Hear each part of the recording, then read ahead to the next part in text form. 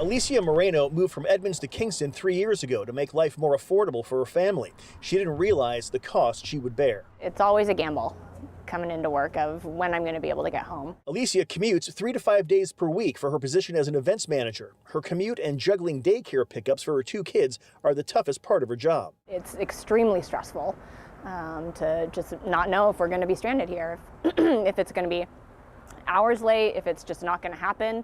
Am I going to have to get a hotel for the night? The Edmonds-Kingston crossing is now down to 1 boat once again until further notice. The second boat had to be sent to the Seattle-Bremerton run, whose sole ferry went out of service over the weekend with a broken engine rod. That puts the total number of ferries currently in service at just 14 instead of 21. Historically, I can't remember a time when we've had this low of a number of vessels. State Ferry spokesman Ian Sterling says that number could soon drop to 13. That's something we got an eye on, and we were, making as contingency plans as we can, but it's just one of those things where there's not enough boats to go around. The good news, the ferries now have $1 billion in state funding to build 5 more vessels, but that won't start until 2027 and take 2 to 3 years each.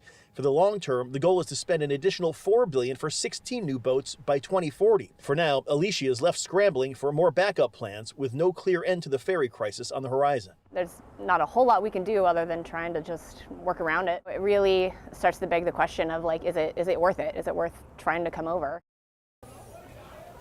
And in kind of a cruel twist, we've all been hearing about these cruise shortages that the ferry service has been dealing with over the past few years.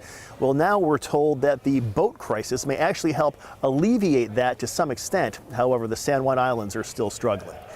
Live in Edmonds tonight, North Bureau Chief Eric Wilkinson, King 5 News.